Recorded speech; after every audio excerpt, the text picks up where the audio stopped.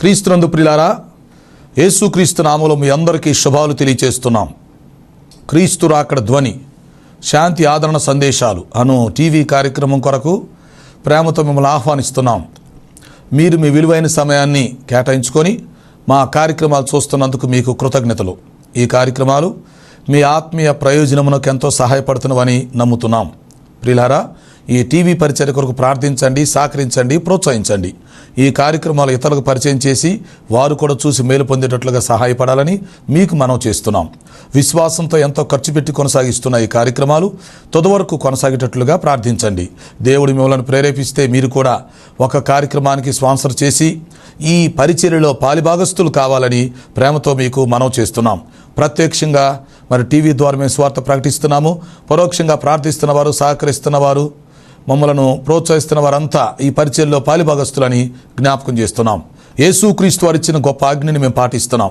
మీరు వెళ్ళి సమస్త జనులను శిష్యులుగా చేయండి అని ప్రభు చెప్పారు. కనుక ఈ టీవీ ద్వారా మీ గృహాల్లో ప్రవేశించి మిమ్మల్ని పలకరించి మీకు సువార్త చెప్పి మిమ్మల్ని ప్రభు రాకడ కొరకు ఎత్తబడే దేవుని సార్వత్రిక సంఘం కొరకు సిద్ధపరచడానికి మా వంతు ప్రయత్నాన్ని మేము కొనసాగిస్తున్నాం. ఓకే, ప్రస్తుతం యేసుక్రీస్తు రెండవ రాకడ వర్తమానాలు ఒక సబ్జెక్టుగా తీసుకొని సీరియల్గా ధ్యానం చేస్తున్నాం. ఇప్పుడు 6వ తీర్పును గురించి ఆలోచిస్తున్నాం. అంత్యక్రీస్తుకు అబద్ధ ప్రవక్తకు జరిగే తీర్పును గురించి చూద్దాం. ప్రార్థన. తండ్రి, నీ పాదములకు స్తోత్రాలు. ఈ సమయంలో రెండవ రాకడ వర్తమానాల్లో 99వ వర్తమానం తీసుకోబోతున్నాం. సహాయం చేయండి.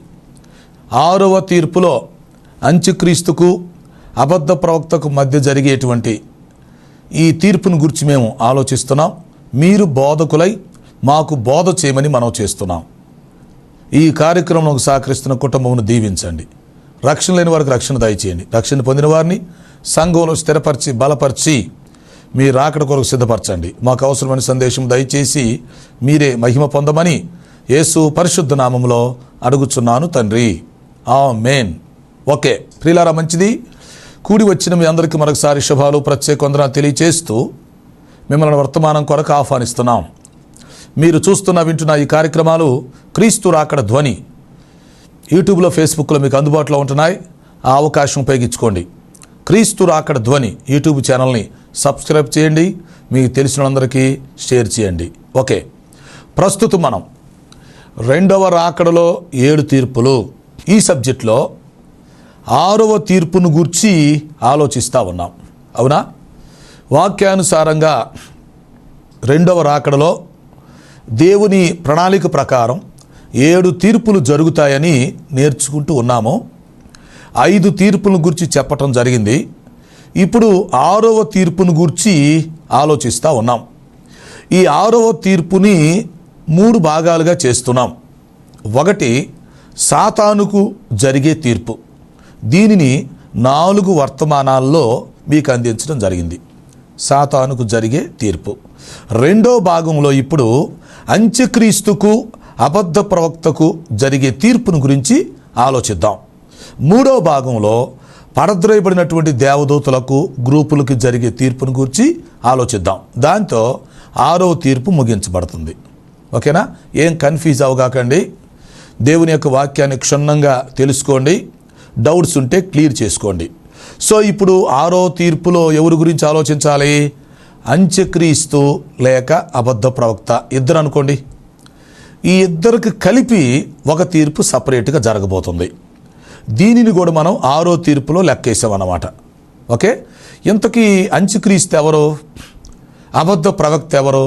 ఓకే, అంత్యక్రీస్తుని గురించి గతంలోనే కొన్ని వర్తమానాలు మీకు అందించడం జరిగింది. గుర్తున్నవా? ఒకవేళ గుర్తు లేకపోతే వాటిని మరొకసారి మీరు యూట్యూబ్లో చూడవచ్చు. అంత్యక్రీస్తుకు సంబంధించి కొన్ని వర్తమానాలు మీకు అందించాం. అయితే ఈరోజు అంత్యక్రీస్తుకు జరిగే తీర్పును గురించి మీకు చెప్తాం. అలాగే అబద్ధ ప్రవక్తకు జరిగే తీర్పును గురించి కూడా చూస్తాం. జాగ్రత్తగా ఆలకించండి. ఓకే, ప్రకటన గ్రంథం 12వ అధ్యాయం, 13వ అధ్యాయం కలిపి మనం చదివినప్పుడు అక్కడ సాతాను యొక్క టీము మనకు కనిపిస్తారు. దేవునిలో త్రిత్వం, తండ్రి, కుమార, పరిశుద్ధాత్మలు ఉన్నట్టుగానే సంఘము ఎత్తబడిన తర్వాత సాతాను ఏం చేస్తాడంటే ఒక ప్లాన్ వేసుకొని డూప్లికేట్ త్రిత్వాన్ని తయారు చేస్తాడు. గుర్తుపెట్టుకోండి. ఇప్పుడు దేవునిలో త్రిత్వం ఉన్నట్టుగానే సాతాను కూడా త్రిత్వాన్ని తయారు చేసుకుంటాడు. ఉదాహరణకి ఆ కంపెనీ వాళ్ళు ఒక వస్తువును తయారు చేశారు అనుకోండి, ఆ వస్తువు బాగా సక్సెస్ అవుతుంది అనుకోండి, ఆటోమేటిక్గా ఏం చేస్తారు, అలాంటి వస్తువులే డూప్లికేట్గా తయారు చేస్తారు. డూప్లికేటిజం. సో డూప్లికేటిజాన్ని తీసుకొచ్చింది ఎవరు? సాతాను. కాబట్టి ఇప్పుడు సాతాను ఏం చేస్తాడు, సంఘం ఎత్తబడిన తర్వాత శ్రమల కాలంలో డూప్లికేటిజం తీసుకొస్తాడు. అంటే దేవునిలో త్రిత్వం ఉన్నట్టుగానే తనలో కూడా త్రిత్వాన్ని సృష్టించుకోవటానికి ఇద్దరు వ్యక్తులు వెలుగులోకి తీసుకొస్తాడు. ఒకడు అంత్యక్రీస్తు, రెండో వాడు అబద్ధ ప్రవక్త. ఓకేనా? సో ప్రకటన గ్రంథం 12వ అధ్యాయంలో మనకు సాతాను కనిపిస్తాడు. అక్కడ సాతాను ఒక ఘట సర్పముగా, ఆది సర్పంగా, మహాసర్పంగా సూచించబడ్డాడు. సో 12వ అధ్యాయంలో ఈ సాతాను మనకు కనిపిస్తాడు. 13వ అధ్యాయంలోకి వస్తే సాతాను టీములో ఉన్నటువంటి ఇద్దరు వ్యక్తులు మనకు కనిపిస్తారు, అంత్యక్రీస్తు, అబద్ధ ప్రవక్త. వీరిద్దరిని 2 క్రూర మృగాలతో పోల్చడం జరిగింది. ఎందుకంటే వారు క్రూర మృగాల వలె క్రూరంగా వ్యవహరిస్తూ మనుషులను భక్షిస్తూ నాశనం చేస్తారు. కాబట్టి ప్రకటన 13వ అధ్యాయంలో ఈ ఇద్దరు వ్యక్తుల్ని క్రూర మృగాలతో పోల్చడం జరిగినది.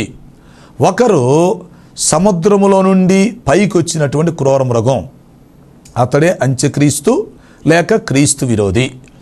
2 భూమి మీద నుంచి వచ్చే క్రూర మృగం, ఇతన్నే మనం అబద్ధ ప్రవక్త అని పిలుస్తాం. కాబట్టి ఇప్పుడు సాతానికి సపోర్ట్ ఎవరంటే అంత్యక్రీస్తు, అబద్ధ ప్రవక్త. వీరు ముగ్గురు కలిసి శ్రమల కాలంలో విడిచిపెట్టబడినటువంటి మానవ జాతిని భయంకరంగా హింసిస్తారు, నాశనం చేస్తారని మనం అర్థం చేసుకోవాలి. సాతానేమో యెహోవా దేవుడికి సాదృశ్యంలాగా కనిపిస్తాడు, అంటే దేవుని స్థానంలో ఉండాలని కోరుకుంటాడు. అంత్యక్రీస్తునేమో యేసుక్రీస్తు స్థానంలో ఉంచడానికి ప్రయత్నిస్తాడు. అబద్ధ ప్రవక్తని పరిశుద్ధాత్మ స్థానంలో ఉంచడానికి ప్రయత్నిస్తాడు. ఇది సైతాన్ చేసే డూప్లికేటిజం. కాబట్టి శ్రమల కాలంలో ఈ విధంగా మరి సాతానేమో భూమి మీదకి వచ్చేస్తాడు. వచ్చి తన ప్రతినిధిగా అంత్యక్రీస్తుని ఏర్పాటు చేసి అతన్నే క్రీస్తు అని, అతడే లోకరక్షకుడని ప్రజలకి పరిచయం చేసి ప్రజలను నమ్మించి, మెప్పించి, ఒప్పించి ప్రజలను లోపరుచుకొని అంత్యక్రీస్తు పరిపాలించేటట్టుగా చేస్తాడు. కారణం ఏంటంటే మరి సాతాను శరీరంతో లేడు కాబట్టి సాతాను భౌతికంగా మనుషులను పరిపాలించలేడు కదా, అవునా? ఇప్పుడు మనుషులు శరీరాలతో ఉన్నారు, సాతానుకు శరీరం లేదు కాబట్టి సాతాను పరోక్షంగా ఉంటాడు. మరి ప్రత్యక్షంగా మనుషుల్ని ఎవరు పరిపాలించాలి? అందువల్ల సాతాను దూతగా లేక అతని ప్రతినిధిగా ఈ అంత్యక్రీస్తు నేనే క్రీస్తును, నేనే మెస్సియాను అని చెప్పుకుంటూ సాతాను పక్షంగా విడవబడినటువంటి మానవ జాతిని పరిపాలిస్తూ ఉంటాడు. కాబట్టి అంత్యక్రీస్తు అనే వ్యక్తి రాజకీయానికి సంబంధించినోడు, వ్యాపారానికి సంబంధించినోడు. ఆ తర్వాత ఇతనికి సపోర్ట్ మరొక వ్యక్తి అబద్ధ ప్రవక్త, ఇతడు మతానికి సంబంధించినోడు అన్నమాట. అంటే సంఘం ఎత్తబడిన తర్వాత శ్రమల కాలములో రాజకీయము, మతము, వ్యాపారము అన్నీ కలిసిపోతాయి. మీరు ఎప్పుడు గుర్తుపెట్టుకోండి, ప్రపంచం మొత్తాన్ని ఎప్పుడు కూడా 3 శక్తులు పరిపాలిస్తూ ఉంటాయి.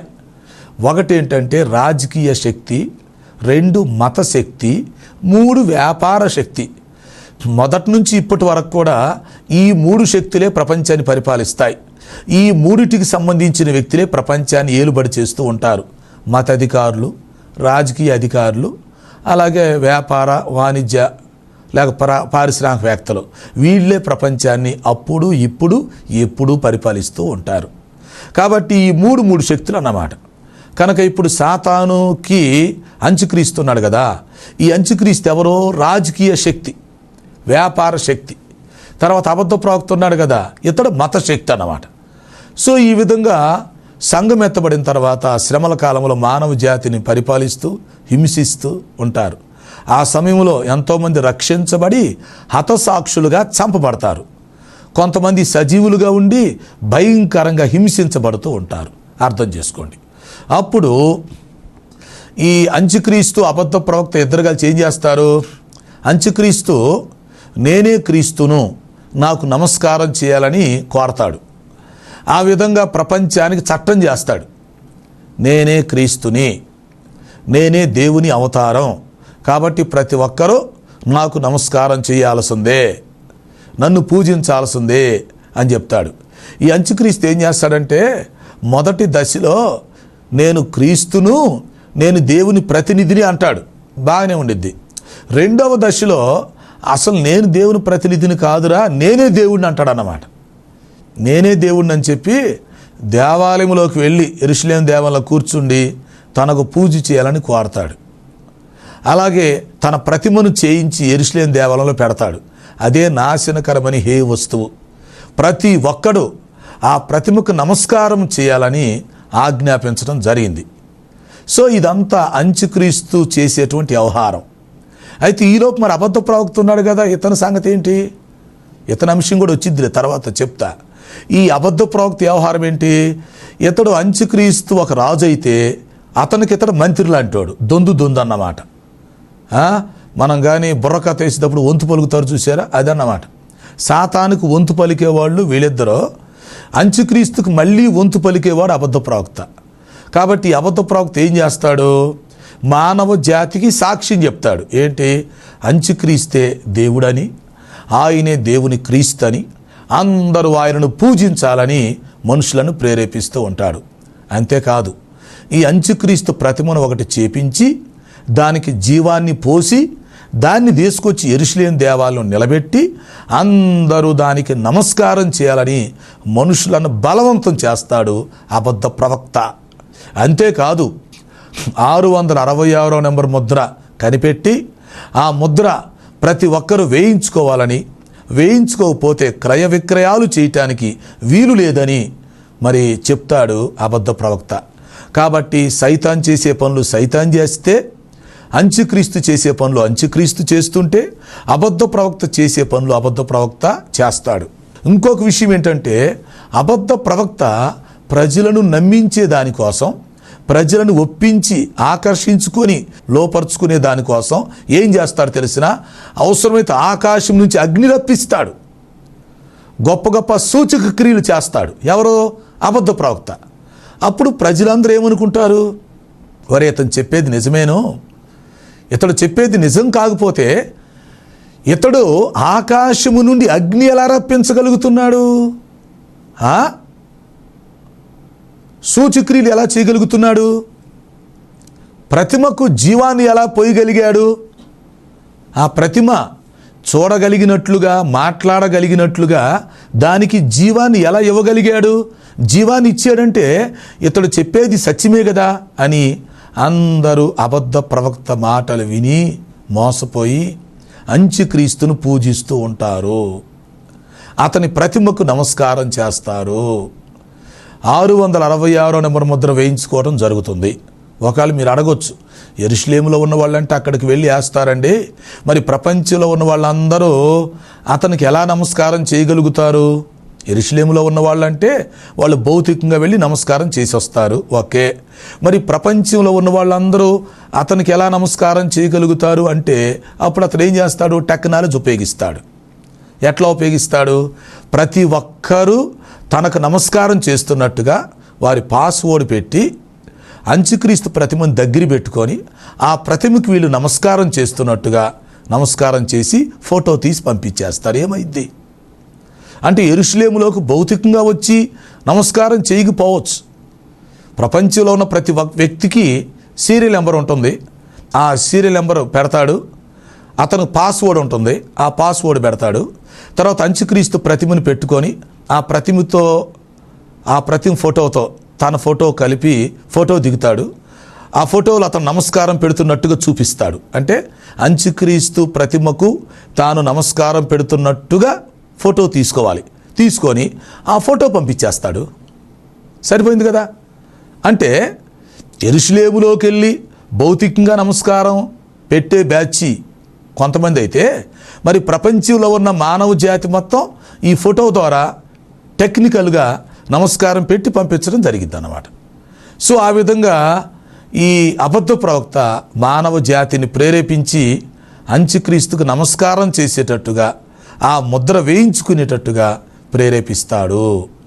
సో ఈ విధంగా సంఘం ఎత్తబడిన తర్వాత భూమి మీద భయంకరంగా పరిపాలన జరుగుతుంది, నియంతృత్వ పరిపాలన జరుగుతుంది. ఇద్దరు క్రూర మృగాలు వలె ఉండి సైతాను సపోర్టుతో ఈ భూలోకాన్ని పరిపాలిస్తూ ఉంటారు. 7 సంవత్సరాలు అయిపోయిన తర్వాత ఏం జరిగిద్దంటే హర్మగెద్దోను యుద్ధం జరుగుతుంది. ఆ అంశం వచ్చినప్పుడు నేను క్లియర్గా మీకు చెప్తాను, ఓకేనా? 7 ఏండ్ల శ్రమల కాలం చివరిలో హర్మగెద్దోను యుద్ధం జరుగుతుంది. యేసుక్రీస్తుకి అంత్యక్రీస్తుకి మధ్య ఆ యుద్ధం జరిగిద్ది. ఆ యుద్ధంలో యేసుక్రీస్తు వారు విజేతగా విజయం సాధిస్తారు. అదే 3వ ప్రపంచ యుద్ధం. దానిలో ప్రభు గెలుస్తాడు. భూలోకమంతా ఆయన స్వాధీనం చేసుకోవటం జరిగిద్ది. సో ఈ విధంగా 7 సంవత్సరాల ముందు పరిపాలన, తర్వాత హర్మగెద్దోను యుద్ధంలో ఓడిపోవటం జరిగినాక ఇప్పుడు ప్రభు ఏం చేస్తాడు? భూమి మీదకి దిగొస్తాడు. ఓకే, ప్రభు భూమి మీదకి దిగొస్తాడు. దిగొచ్చి ఏం చేస్తాడు? మహిమగల సింహాసనం మీద కూర్చుంటాడు. కూర్చుండి ఇశ్రాయేలీలకు ముందు సపరేట్గా తీర్పు తీర్చి వారిని ప్రక్కకు పంపిస్తాడు. తర్వాత విడిచిపెట్టబడినటువంటి గుంపు సజీవులైనటువంటి అన్య జనాంగాలను పిలిచి వారికి తీర్పు తీరుస్తాడు. వారిలో రక్షించబడిన వారిని, ఇశ్రాయేలీలకు సహాయము చేసిన వారిని నీతిమంతులుగా ఎంచి, గొర్రెలుగా ఎంచి, లేక విశ్వాసులుగా ఎంచి వారికి రక్షణ ఇచ్చి పాపక్షమాభిక్ష పెట్టి వారిని రక్షిస్తాడు. మిగిలిన వారిని ప్రక్కకు త్రోసివేస్తాడు. ఇది జరిగినాక ఏమైందంటే సాతాన్ని తాత్కాలికంగా పాతాళంలో బంధించడం జరిగిద్ది. అప్పుడు వీళ్ళిద్దరిని పిలిపిస్తాడు. సాతాన్నేమో తాత్కాలికంగా 1000 సంవత్సరాల వరకు పాతాళంలో బంధిస్తాడు. ఎందుకు? నాయకుడు కదా, నాయకుడు చరిత్ర తర్వాత ఉంది. గత కార్యక్రమంలో మీకు చెప్పాను కదా. కాబట్టి సాతాన్నేమో పాతాళంలో బంధించి అప్పుడు వీళ్ళిద్దరిని రమ్మంటాడు. వచ్చి నిలబడతారు. అంత్యక్రీస్తు, అబద్ధ ప్రవక్త, తోడు దొంగలో జట్టు వచ్చి నిలబడతారు. వీళ్ళిద్దరూ సాతానికి 2 సాక్షులు అంటోళ్ళు. దేవునికి ఎలాగ 2 సాక్షులు ఉంటారో వీరిద్దరూ సాతానుకు సాక్షులు అన్నమాట. ఓకేనా? వీళ్ళిద్దరు 2 క్రూర మృగాల వంటి వాళ్ళు. ఓకే, వీళ్ళిద్దరు వచ్చి ప్రభు దగ్గర నిలబెడతారు. అప్పుడు ప్రభు వీళ్ళకి తీర్పు తీరుస్తాడు సపరేట్గా. ఏంటి? 7 సంవత్సరాల కాలంలో మీరేం చేశారు? మీరేం చేశారు? నా ప్రజలని ఇశ్రాయేలీయులను మీరు ఎలా హింసించారు? కొంతమందిని హతసాక్షులుగా మీరు ఎలా చంపారు? అన్యుల్లో నుంచి రక్షించబడిన వాళ్ళని ఎలా మీరు హింసించారు? నామకార్థ క్రైస్తవులుగా జీవించిన వారిని ఎలా మోసం చేశారు? మీ పరిపాలన ఏంటి? మీ చట్టాలేంటి? మీ పద్ధతులేంటి? మీరు నేనే క్రీస్తునని చెప్పి ఎందుకు చెప్పుకున్నారు? దానికి నువ్వెందుకు సహకరించావు? కాబట్టి 2 వ్యక్తులను నిలబెట్టి ప్రభు వారికి తీర్పు తీర్చటం జరుగుతున్నది. వారిని అనేక విషయాల్లో లెక్క అడగటం జరుగుతుంది. అనేక ప్రశ్నలకు వారిద్దరు జవాబు చెప్పవలసి ఉన్నది. ఎందుకంటే శ్రమల కాలంలో మానవ జాతి చాలా వరకు వీళ్ళిద్దరి వల్ల నాశనం అయిపోతుంది. చాలామంది హతసాక్షులుగా చంపబడటము, కొంతమంది దాక్కోవటం, కొంతమంది పారిపోవటం, చెదిరిపోవటం, చాలామంది భయంకరంగా హింసించబడటం, రక్తపాతం జరగటం, వీరి వల్ల ఎన్నో యుద్ధాలు జరగటం, ఎన్నో కరువులు కాటకాలు రావడం చాలా జరుగుతుందన్నమాట. కాబట్టి వీళ్ళంతా సాతాను యొక్క అనుచరులు. వీళ్ళు పరద్రోయబడిన దేవదూతలకు సపోర్ట్ ఇచ్చిన వాళ్ళు. వీళ్ళు మానవ జాతిని తమ వైపు త్రిప్పుకున్న వాళ్ళు. వీళ్ళు మానవ జాతిని దేవునికి దూరంగా చేసి నరక మార్గంలోకి నడిపించిన వాళ్ళు వీళ్ళు. అందుకే ఈ 2 వ్యక్తులకు మళ్ళీ సపరేట్గా తీర్పు. ఈ 2 వ్యక్తులను దేవుడు అనేక విషయాల్లో లెక్క అడుగుతాడు. అనేక ప్రశ్నలు వారిని అడగవచ్చు. అయితే వారు జవాబు చెప్పలేరు. వారు నిరుత్తరులు. ఎందుకంటే వారు చేసేది మోసం అన్న సంగతి వారికి తెలుసు. వారు సైతాను పక్షంగా ఉండి మానవ జాతిని నాశనం చేశారు. కాబట్టి ఈ 2 వ్యక్తులను దేవుడు నిలబెడతాడు. ఎవరు వీళ్ళిద్దరు? గుర్తుపెట్టుకోండి. ఎవరో? అంత్యక్రీస్తు, అబద్ధ ప్రవక్త. అంత్యక్రీస్తు అనేవాడేమో ఒక రాజకీయ శక్తిలాగా ఉంటున్నాడు. ఒక రాజకీయ శక్తి అంటే ఒక రాజుగా, ఒక నియంతగా తానే దేవుని కుమారుణ్ణి క్రీస్తునని చెప్పుకుంటూ ప్రజలను మోసం చేస్తూ ముందుకు సాగాడు. అబద్ధ ప్రవక్త ఏమో అతనికి తోడు దొంగగా ఉండి అందరూ అంత్యక్రీస్తునే నమ్మాలని, అతడే క్రీస్తు అని చెప్తున్నాడు. అతను ప్రతిమను తయారు చేపించి నమస్కారం చేపిస్తున్నాడు. ముద్ర బలవంతంగా వేయించుకునేటట్టుగా బలవంతపరుస్తున్నాడు. సో ఇప్పుడు ఏం చేయాలి? వీళ్ళిద్దరూ సాతానుకు చాలా సపోర్టుగా ఉన్నారు కదా. వీరి వల్ల మానవ జాతి చాలా వరకు నాశనమైంది కదా, అవునా? వీరి వల్ల మరి ఎంతోమంది హతసాక్షులుగా మరణించడం జరిగింది కదా. ఎస్, మొదటి 3.5 సంవత్సరాల కాలంలో వీరు ఇశ్రాయేలు జాతిని అనుకూలంగా ఉంచుకొని వారిని మోసం చేశారు. చివరి 3.5 సంవత్సరాల కాలంలో ఇశ్రాయేలులను ద్వేషించి హింసించడం జరిగిందన్నమాట. మొదటి 3.5 సంవత్సరాల కాలంలోనేమో చక్కగా వారితో సంధి చేసుకొని వారితో సమాధానంగా ఉండి వారిని నమ్మించి, నేను కూడా యూదుని రా, నేను కూడా మీ గోత్రానికి సంబంధించిన నేను మెస్సీయని ఏమనుకుంటున్నావు? దేవుడు చెప్పిన మెస్సీని, మీరు ఎదురు చూస్తున్న మెస్సీయను, ప్రవక్తలు ప్రవచించిన మెస్సియాను నేనే ఏమనుకుంటున్నారు? ఇదిగో ఇతనే నా ప్రవక్త ఏమనుకుంటున్నారు? నేను మెస్సియాని, అతను ప్రవక్త, నేను మెస్సియా అని వీళ్ళిద్దరూ 3.5 సంవత్సరాల కాలంలో ఇశ్రాయేల్ ప్రజల్ని బాగా మోసం చేస్తారు, ముంచేస్తారు. ఇశ్రాయేలీల మనోనేత్రాలు ఆ సమయంలో మూయబడతాయి. వారు ప్రవచనాలను గుర్తించలేకపోతారు. వారికి ముసుగు వేయబడుతుంది. ఓకే, చివరి 3.5 సంవత్సరాల కాలంలో వారు సత్యాన్ని తెలుసుకున్నాక వారిని బయటికి నెట్టేస్తారు, త్రోసేస్తారు. అప్పుడు ఇశ్రాయేల్ ప్రజలు చాలా హింసలకు గురవుతారు. ఆపదకాలం వస్తుంది. మరి వాళ్ళు చాలామంది మరణించే పరిస్థితి వస్తుంది. అవును, కనుక ఒకవైపు ఇశ్రాయేలు హింసించబడుతున్నారు, ఒకవైపు క్రైస్తవులు విడిచిపెట్టబడిన గుంపులో లేక నామకార్థ క్రైస్తవులు ఉన్న వారిలో చాలామంది ఆ సమయంలో హతసాక్షులుగా మార్చబడతారు సత్యం తెలుసుకొని. కొంతమంది అయితే సజీవులుగా ఉండి భయంకరంగా హింసించబడే పరిస్థితులు జరుగుతాయి. దీని అంతటి కారణం ఎవరు? వీళ్ళిద్దరేగా. కాబట్టి ఇప్పుడు ప్రభువారు 1000 ఏండ్ల పరిపాలన మొదలుపెట్టే ముందు వీళ్ళిద్దరిని పిలిపిస్తాడన్నమాట. అది అర్థమైందా? ప్రకటన గ్రంథం 20వ అధ్యాయంలో 1000 ఏండ్ల పరిపాలన మొదలైద్ది. అయితే ఆ 1000 ఏండ్ల పరిపాలనకు ముందు వీరిద్దరిని పిలిపిస్తాడు. ప్రకటన గ్రంథం 19వ అధ్యాయం చివరిలో మనం చూస్తే ప్రభువారు అంత్యక్రీస్తుని అబద్ధ ప్రవక్తని పిలిపించినట్టుగా మనం చూస్తాం. వారికి ఇప్పుడు ప్రత్యేకంగా తీర్పు జరగాలి. ఈ తీర్పు దగ్గర 2 విషయాలు మీరు గమనించాలి. ఒకటేమో హర్మగెద్దోను యుద్ధంలో వీళ్ళు ఓడిపోయారు. హర్మగెద్దోను యుద్ధంలో యేసుక్రీస్తుతో పాటు యుద్ధం చేయటానికి లేక ఇశ్రాయేలు జాతితో యుద్ధం చేయటానికి భూజనులందరినీ సమకూర్చినటువంటి వాళ్ళు వీళ్ళిద్దరే. ఈ సాతాను, అంత్యక్రీస్తు అబద్ధ ప్రవక్త, వీరి ముగ్గురు నోట్లో నుంచి 3 కప్పల వంటి దురాత్మలు బయటకు వెళ్ళిపోతాయి. మీరు ప్రకటన గ్రంథం 16వ అధ్యాయంలో చూడవచ్చు. ఈ సాతాను, అంత్యక్రీస్తు అబద్ధ ప్రవక్త ముగ్గురు నోట్లో నుంచి కప్పల వంటి 3 దురాత్మలు బయటకు వెళ్ళిపోయి ప్రపంచంలో మానవ జాతిలోకి ప్రవేశించి వారందరినీ మోసం చేసి హర్మగెద్దోను యుద్ధం దగ్గరికి తీసుకొస్తారు అన్నమాట వాళ్ళు. అంటే ప్రజలందరూ, ముఖ్యంగా ఈ భూరాజులు, సహస్రాధిపతులు, సేనాధిపతులు, వీళ్ళందరూ కూడా యేసుక్రీస్తుతో యుద్ధం చేయడానికి వస్తారు. అది ఆ యుద్ధంలో ప్రభు విజయం సాధిస్తాడు. ప్రభు గెలుస్తాడు. భూలోకమంతా ఆయన స్వాధీనం అయిపోతుంది. అన్య జనాంగాలు దండం పెట్టి ఆయనకు లోబడతారు. అప్పుడు ప్రభు వీళ్ళ ముగ్గురిని ముందు పిలిపిస్తాడు. రండయ్యా, మీరు ముగ్గురు రండి. 7 ఏండ్ల శ్రమల కాలంలో మీ ఇష్టం వచ్చినట్టుగా చేశారు ముగ్గురు. ఆ తర్వాత హర్మగెద్దోను యుద్ధంలో కూడా నా మీదకి యుద్ధానికి తీసుకొచ్చారు. మీరు ప్రజల్ని పురికొలిపారు. ఏంటి మీరు చేస్తున్న పని? నాతో యుద్ధం చేస్తారా? అలాగే నా ప్రజలని, ఇశ్రాయేలు జాతిని మీరు సర్వనాశనం చేయగలరా? మీ వల్ల అయిద్దా? రండి, మీ ముగ్గురు సంగతి చెప్తారని చెప్పి ముగ్గురిని పిలిచి ముందు సాతానికి ఏం చెప్తాడు? సాతానా, నీ సంగతి మళ్ళీ సపరేట్గా చెప్తాను, నువ్వు ముందు పాతాళంలో కొంతకాలం ఉండు అని చెప్పి సాతాన్ని బంధించి పాతాళంలో ఒక అరలో ఉంచుతాడు. సో సాతాను పక్కకి వెళ్ళిపోతాడు, బలహీనపడి ప్రక్కకి వెళ్ళిపోతాడు. అప్పుడు వీళ్ళిద్దరూ కుయ్యో మర్రో అంటూ నిలబడతారు. ఎందుకంటే ఒరే, మా నాయకుడు బంధించబడ్డాడురా, ఇప్పుడు మా సంగతి ఏంట్రా అని.